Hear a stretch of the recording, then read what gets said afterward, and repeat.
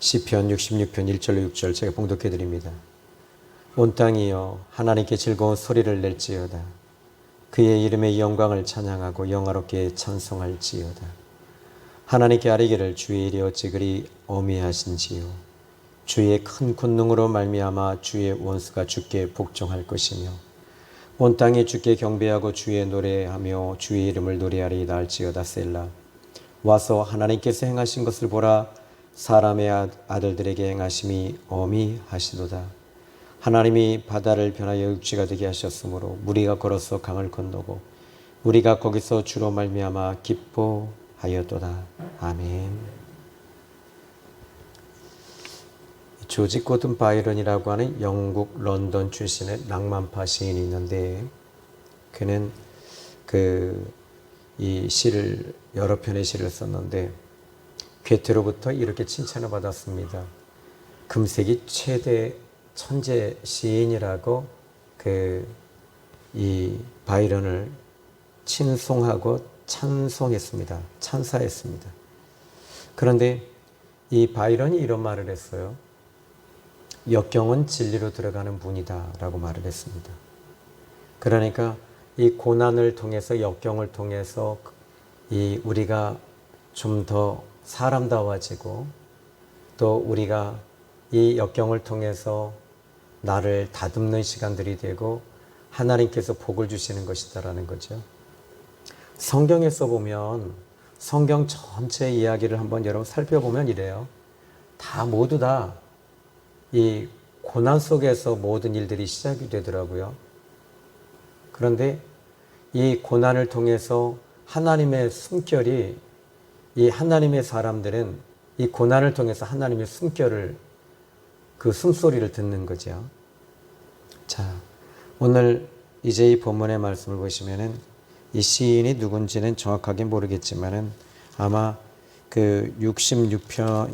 65편을 보니까 다윗의 시라고 하고 또 68편 보니까 다윗의 시라고 얘기를 해요. 그래서 그 가운데 있는 것을 보니까 다윗의 시라고 혹자들이 얘기를 합니다.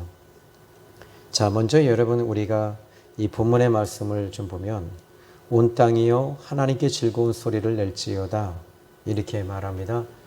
온 땅이여 하나님께 즐거운 소리를 낼지어다. 이 땅이라는 말은 지금 이렇게 이 땅을 통해서 이 사람을 의미하는 것이거든요. 그래서 이 하나님께 즐거운 소리를 내라. 그러니까 하나님을 향해서 즐거워하라는 것이죠. 그리고 2절에 이야기합니다. 여기 즐거운 소리를 내라. 그런데 이 하나님을 향해서 여러분들이 하나님을 만나면 하나님을 통해서 즐거움이 오기 시작을 해요. 그런데 하나님을 통해서 오는 이 즐거움은 이 영적인 사람들이 이 하나님을 통해서 즐거움을 경험하게 되죠. 그런데 우리는 땅에서 살다 보니까 이 땅의 것들의 즐거움이 우리가 너무 많이 익숙해져 있고 그것에 물들어져 있고 그것에 붙들려 있는 거잖아요. 그래서 이 땅의 즐거움, 그런데 하늘의 즐거움이 저와 여러분에게는 있어야 되는데 그래서 이 부분을 이 개혁주의자들은 말합니다. 구원받은 사람들은 하늘의 즐거움을 알고 있는 사람들이다라는 것이죠. 하늘의 즐거움을 경험하고 있는 자들이다 이야기합니다. 그래서 현재 진행형입니다. 근데 하나님을 향해서 여러분 하나님이 좋으시고 하나님이 너무 좋으면 어떻게 돼요? 내 심령 속에서도 즐거운 소리가 나오는 거예요. 그래서 이것을 영적인 즐거움이라고 얘기를 하는데 이 하나님을 만났을 때 하나님이 정말 좋으신 분이시구나. 하나님은 모든 것을 주관하고 계시고 하나님께서 움직이고 계시는구나. 그러니까 이런 영적인 사람들은 이 즐거움이 회복이 되죠. 그래서 이 즐거움을 빼앗기는 것은 환경적인 것을 통해서 우리는 항상 이 영적인 즐거움을 빼앗기는 거예요. 그래서 하나님을 통해서 우리가 즐거움을 늘 유지하고 소유할 필요가 있습니다. 자, 이제 이 즐거움이라는 부분, 하나님께 즐거운 소리를 낼지어다 그랬어요. 하나님께 즐거운 소리를 내라. 그런데 여기 2절에 보니까 그의 이름의 영광을 찬양하고 영화롭게 찬송할지어다. 그러니까 하나님을 경험한 사람들은 하나님을 찬송하고 찬양하는 것이 기쁨이 되는 거지요. 그렇다면 여기 보니까 그러면 이제 두 번째 우리가 한번 생각할 게 있어요. 여러분들이 오늘 이 시간에 그 어떤 질병이나 문제가 있잖아요.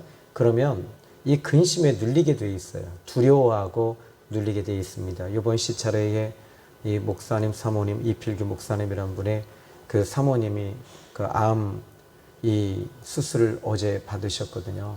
그런데 묵상하면서 또 기도하면서 하나님께서 보좌 위에 많은 기도가 올라가 있는 것을 알게 하셨거든요. 자, 그런데 이제 이 하나님을 통해서 우리가 즐거움을 자꾸 여러분들이 좀 찾으셔야 돼요. 이 영적인 즐거움이 있어야지만이 우리가 이 땅에서 이기면서 가는 거예요. 사도행전 16장에 바울과 실라에 대한 이야기 많이 했죠. 그죠? 빌립보 성에 들어가서 하나님께서 들어갈 때 거기에 들어가려고 하지 않았어요. 바울과 실라가. 그런데 오히려 하나님께서 두 가지로 성령께서 이 무시아나 또는 아시아로 들어가는 것을 자꾸 막으셨어요. 그리고 두 번째로는 환상을 보여주시면서 이리로 와라, 이리로 와라, 와서 우리를 도와주라. 무엇을 돕는 것이죠? 와서 자꾸 우리를 도우라, 도우라 그러는데 무엇을 돕는 거지요? 물질로 돕나요? 전에 한번 그 전도하다가 이제 이 한양병원에 계셨던 분이신데 이분이 은혜를 많이 받으셨어요. 그런데 이 법적인 문제로 인해서 땅 문제로 인해서 그래서 이런 부분들은 제가 산전수전 다 겪다 보니까 이제는 법에 대해서 어느 정도 조금 이제 아니까 이거 이렇게 하시고 내용 증명 이렇게 하셔라. 근데 그리고 나서 하나님께서 책망하시는 거예요. 너 법무사 차려라 그러시더라고요. 법무사 차리고 네가 아예 그 길로 나가라. 그런 마음을 주시는 것 같아요. 그런데 이 땅의 즐거움은요. 이 땅의 이 즐거움은 다 소멸되는 것입니다.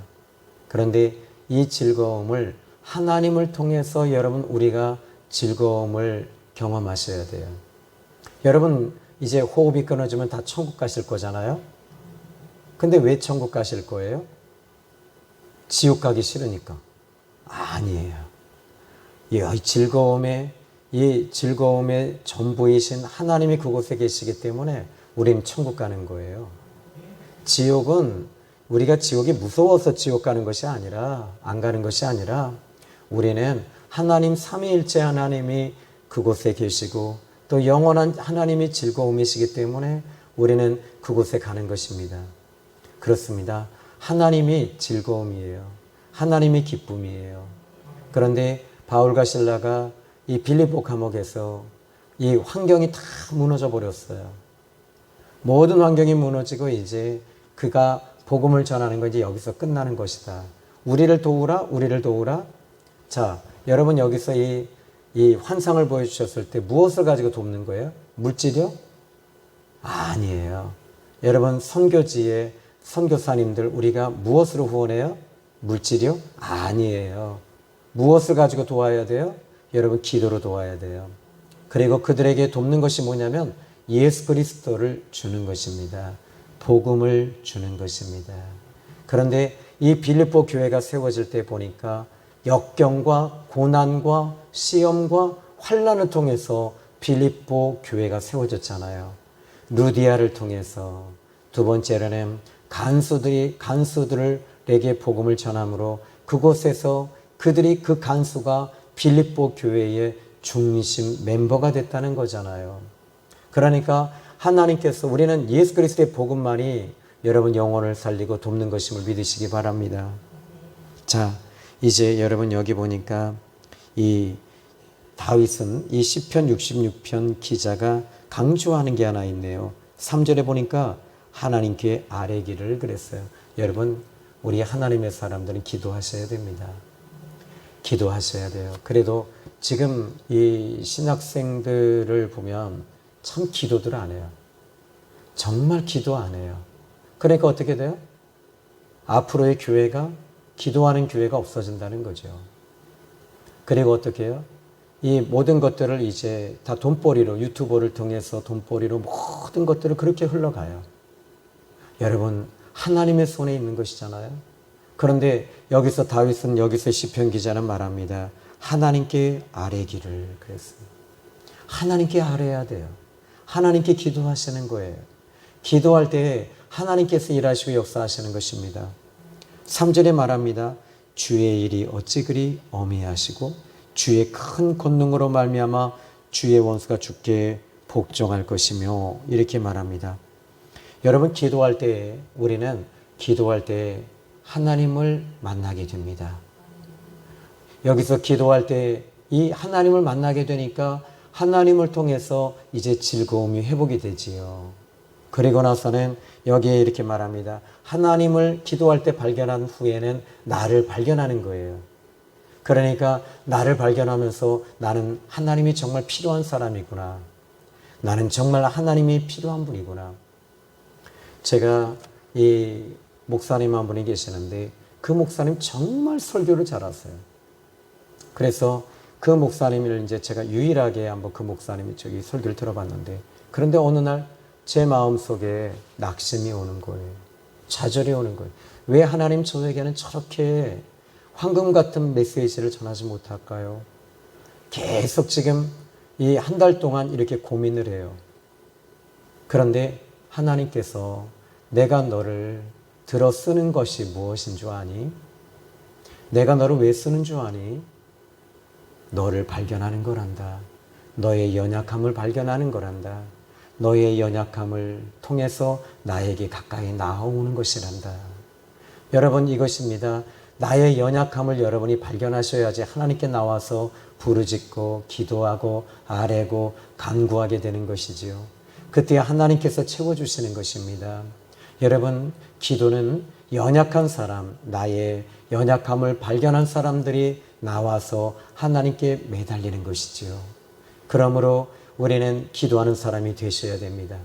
나의 부족함, 나의 연약함, 나의 모자람, 나의 무지함, 이 모든 것들이 드러날 때 사람들은 이것을 채우려고 부단히 노력하면서 하나님께 나오는 것입니다. 잠언서 8장 17절에 잠언서 기자가 이야기합니다. 하나님을 간절히 찾으라. 하나님을 간절히 찾으라. 하나님을 사모하라. 그렇습니다. 하나님을 사모하는 것입니다. 하나님을 간절히 찾는 자가 되시기를 주님의 이름으로 축원합니다. 그런데 하나님을 찾는 사람들의 특징이 뭐지요? 다 절벽을 만난 거예요. 캄캄한 밤을 만나고 절벽 끝에 다 벼랑 끝에 서버리니까 그때 하나님께 의지하고 하나님 도와달라고 하나님 저는 하나님이 정말 필요합니다. 하나님이 없으면 저는 안 됩니다. 이렇게 고백하는 것이죠. 오늘 이 밤에 우리는 기도할 것입니다. 하나님 나는 정말 연약합니다.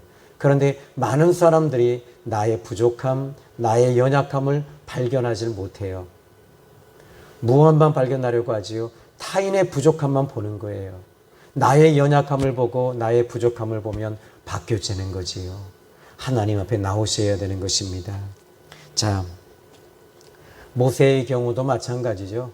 그가 이 모세라고 하는 분은 이 나이 40살 때까지 완벽한 사람이었어요. 그런데 그가 완벽하고 완전했던 사람이 이제 문제가 터져서 쫓겨가면서 모든 환경이 이제 그에게 불이익하게 어렵게 그리고 이제 이 애굽이라고 하는 나라의 지명수배자가 돼서 그리고 죄인이 돼서 쫓겨갑니다. 그리고 도망자로 도망갑니다. 그런데 도망가서 나이 40이 됐을 때 그때 비로소 그는 자기 자신을 그때 발견했습니다. 나는 아무것도 아니구나. 나는 정말 아무것도 아니구나. 내 힘으로는 아무것도 할 수 없구나. 하나님이 도와주셔야지 되는 것이구나. 그때 하나님을 만났을 때 그 비로소 이 모세는 하나님의 방법을 들어쓰기 시작하는 거예요. 오늘 우리는 하나님의 방법을 붙잡아야 되는데 나를 죽이고 나를 내려놓고 나를 포기하고 나를 비울 때 하나님께서 이런 사람들을 쓰시더라고요. 여러분 우리는 열왕기상 17장과 18장을 우리는 압니다. 열왕기상의 말씀을 보시면 엘리야라고 하는 사람, 이 사람을 보십시오. 하나님께서 말하는 대로 이 엘리야가 말하는 대로 되는 거예요. 왜 그렇죠? 여러분 엘리야의 능력을 달라고 목사님들이 기도하시더라고요. 그런데 이 목사님들이 엘리야의 능력을 달라고 기도하면서 그들은 자기들의 방법을 하나도 안 내려놔요. 내 방법을 하나도 내려놓지 않고 내가 가지고 있는 기득권을 내려놓지 않으니까 어떻게 돼요? 하나님께서 엘리야의 능력을 주시지 않는 겁니다. 엘리야는 자기의 권리를 포기한 사람이었어요. 자기의 방법을 포기했습니다. 자기가 가지고 있는 소유를 포기했습니다. 그때 하나님께서 이 엘리야에게 응답하십니다. 하나님이 응답하시면서 너는 그리시네가로 가라. 그런데 이제 내가 말하기 전에는 우로에 물이 있지 아니하리라. 그런데 정말 이렇게 우로에 비가 오지 아니하고 빗물이 고이지 아니하니까 가뭄이 들고 흉년이 들었을 때 아방은 이제 그 엘리야라고 하는 이 사람, 이 선지자가 말한 것을 듣고 그를 잡아 죽이려고 하는 거예요. 왜? 하나님의 손에 있는 것이잖아요. 하나님 앞에 잘못하는 것은 보지 못하고 엘리야만 보는 것이죠. 그때 엘리야는 하나님의 응답을 받고 그리시네가로 갑니다. 그리시네가로 갔습니다. 그런데 그곳에서 하나님께서 그곳에서는 물이 끊어지지 않는 거예요. 그리고 먹을 것도 하나님께서 채워주시는 거예요. 까마귀를 통해서 역사하시고 일하시는 하나님은 지금도 동일하신 하나님이세요. 여러분 엘리야의 능력이 나타나기를 원하십니까? 모세의 능력이 여러분에게 임하기를 원하십니까? 그렇다면 여러분들의 기득권을 포기하십시오. 여러분의 방법을 내려놓으십시오. 여러분의 생각을 포기하십시오. 그러면 하나님께서 여러분에게 비로소 오늘 이 자리에 응답하실 줄로 저는 믿습니다. 그렇습니다. 그런데 오늘 본문의 특징을 한 가지 또 잡아보도록 하겠습니다. 3절에 하나님께 아뢰기를 주의 일이 어찌 그리 어미하시고 주의 큰 권능으로 말미암아 주의 원수가 주께 복종할 것이며, 여기 보니까 누구의 원수라 그래요? 주의 원수. 그러니까 이 시편 기자는 자기의 원수가 아니었습니다. 주님의 원수라고 얘기를 합니다. 그러니까 주의 원수, 이 말은 시편 기자는 말합니다. 내 원수가 아니라 주님의 원수입니다. 내 문제가 아니라 주님의 문제입니다.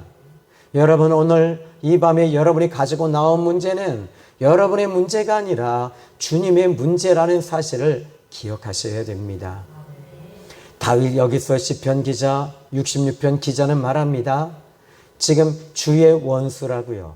그러니까 주의 원수가 주께 복종할 것이며, 그리고 4절에 온 땅이 주께 경배하고 주를 노래하며 주의 이름을 노래하리이다. 그런데 이 시편 66편에 주라고 하는 단어를 제가 살펴보니까 무려 12번이나 쏟아져 나오는 것 같아요. 아니, 이렇게 많이 쏟아져 나와요. 다윗은 자기 인생의 삶의 모든 여정을 자기가 살려고 하지 않았어요. 하나님이 인생의 주인이라고 고백하는 거예요. 그러니까 어떻게 돼요? 주님이 주인이 되시니까 나는 하인이며 노예며 종이며 그분의 하인이니까 어떻게 돼요? 주님이 책임져 주실 거예요. 주님을 만나야지 이런 즐거움과 이런 비밀이 열리는 거예요. 여러분, 오늘 이 시간에 그러므로 이 다윗은 항상 어떤 문제 앞에서 담대했습니다. 주님은 자기의 주인이셨기 때문입니다. 그런데 이 다윗이 자기가 주인이 된 적이 있었어요. 자기가 주인이 되면서부터 그의 인생은 복잡하게 꼬이기 시작을 했습니다.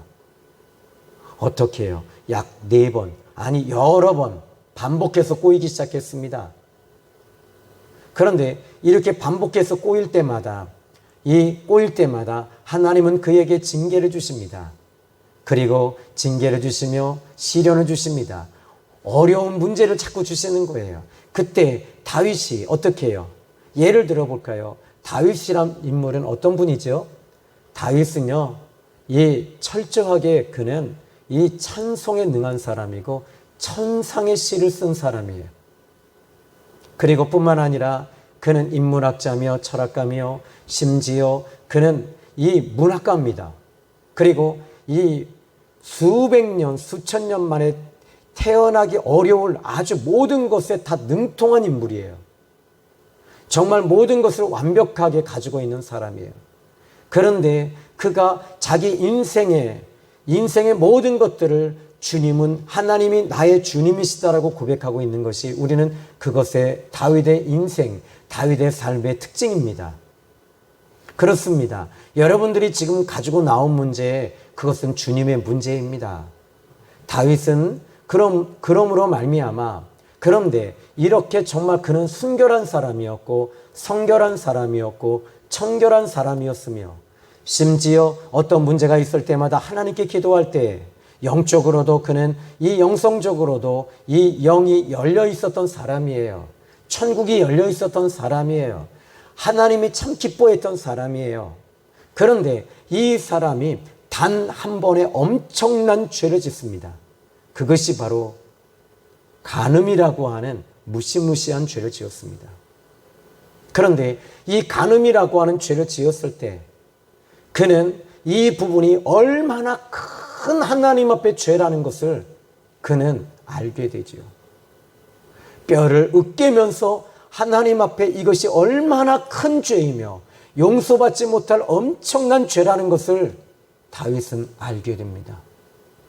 그것을 알고 있음에도 불구하고 그는 고의로 고의죄를 지었습니다. 그럼에도 불구하고 그는 하나님 앞에 모든 것을 가로막고 자기 스스로가 영이 막히고 모든 것이 숨을 쉴 수 없으며 모든 것들이 담벼락처럼 하나님과의 관계가 다 무너져 버리는 것을 다윗은 본 거예요. 그런데 이렇게 하나님과의 관계가 무너져 있던 이 다윗은 그는 신음하기 시작했고 고통하기 시작했고 아파하기 시작했고 그는 괴로워하기 시작을 했습니다. 하나님과의 관계가 끊어진다는 것이 얼마나 고통스러운 것인가를 다윗은 알고 나서 하나님 앞에 그는 이 모든 것들을 그냥 그래도 숨겨놓습니다. 그때 나단 선지자가 와서 그의 아픈 부분을 딱 건드려버려요. 그의 아픈 것을 건드렸을 때 그는 철저하게 하나님 앞에 침상을 적시며 금식하며 매달리며 회개하며 하나님 앞에 자기 자신의 뼈를 으깨면서 나를 죽여주십시오. 하나님 제가 잘못했습니다. 하나님 제가 잘못했습니다. 나를 죽여주십시오. 나를 죽여주십시오. 내가 정말 큰 죄를 지었습니다. 이스라엘 백성들 앞에 지은 죄가 아니라 하나님과 나 사이에 막혀있는 이 모든 것들이 내가 이 죄를 지었기에 하나님 내가 정말 나쁜 놈입니다. 나는 죽일 놈입니다. 나는 정말 나쁜 놈이었습니다. 하나님이여 하나님이여 울면서 통에 자복하고 있는 이 다윗을 보십시오. 이 다윗이 하나님 앞에 이렇게 고통하며 하나님 앞에 뼈를 깨고 기도할 때 하나님은 그의 죄를 용서하셨어요. 그때 이제 그는 다시 그의 인생의 주인은 하나님이 되시는 거예요. 여러분의 인생의 주인은 하나님이십니다. 그럼 어떻게 돼요? 여호와는 나의 목자시니 내가 부족함이 없으리로다. 이 시편이 누구의 시입니까? 다윗의 시입니다. 여호와는 나의 목자가 되십니다. 여러분, 여러분의 인생의 목자가 누구이십니까? 여러분의 남편이십니까? 여러분의 아들입니까? 여러분의 부모입니까? 여러분의 인생의 목자는 우리 하나님이심을 믿으시기 바랍니다. 하나님은 진짜 나의 목자이세요. 하나님은 나의 진짜 목자이세요. 여기서 다윗이 말합니다. 주여, 주의 원수, 주의 큰 권능, 주의 어미하심, 주의 이름, 주께 경배, 주께 복종, 주께 노래하고 주께 주여, 주여, 주여, 주여. 그냥 이 절절절절마다 주주주주라고 부르고 있는 이 다윗의 이 고백 속에서 하나님의 이 살아계심이 묻어나오고 있다는 거지요. 하나님 없이는 나는 아무것도 할 수 없고 하나님이 역사하지 않으면 나는 아무것도 할 수 없다라고 이 다윗이 고백하듯이 오늘 우리의 고백이 다윗의 고백이 되고 다윗의 고백이 저와 여러분의 고백이 되기를 주님의 이름으로 축원합니다. 이제 5절에 보십시오. 여러분, 4절에 다윗이 말합니다. 온 땅에 주께 경배하고. 여러분, 이제 우리는요 하나님 앞에 예배하는 사람이 되십시오. 하나님을 예배하셔야 됩니다. 하나님을 높이셔야 됩니다. 하나님을 찬양하십시오. 하나님을 진심으로 예배하십시오. 예배의 사람 하나님 축복하십니다. 사마리아 여자에게 요한복음 4장 20절로 23절에 하나님은 영이시니 예배하는 자는 성령과 진리로 예배할지니라. 하나님은 진짜 참으로 예배하는 자를 찾으시느니라. 하나님은 예배하는 자가 하나님께 나와 예배하는 것에 대해서 하나님은 갈증하신다, 이런 뜻이에요. 하나님은 갈증이 없으신 분이신데 사람들의 갈증을 하나님은 하나님의 갈증이라고 얘기하시면서 오히려 하나님의 이 갈증은 무엇입니까? 하나님 앞에 나와 예배할 때 우리의 갈급과 우리의 갈구와 우리의 이 갈증이 다 풀어지게 되는 거예요. 아멘. 이제 이렇게 말합니다. 5절입니다. 와서 하나님께서 행하신 것을 보라. 하나님의 사람의 아들들이 행하심이 어미하시도다. 여러분, 인생의 주인은 하나님이신데 6절의 말씀을 한번 읽어봅시다. 시작.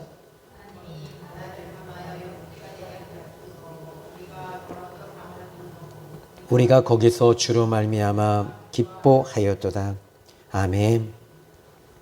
여러분, 여기서 바다를 육지가 되었는데 누가 바다를 육지가 되게 했대요? 6절에 보니까 하나님이 그러셔요. 여러분, 여러분의 인생이 때로는 바다와 같이 이곳을 반드시 건너가야 되는데 건너갈 길이 없는 거예요. 건너갈 방법이 없는 거예요. 해결할 방법이 없는 거예요. 어떤 해결의 방법이 없습니다.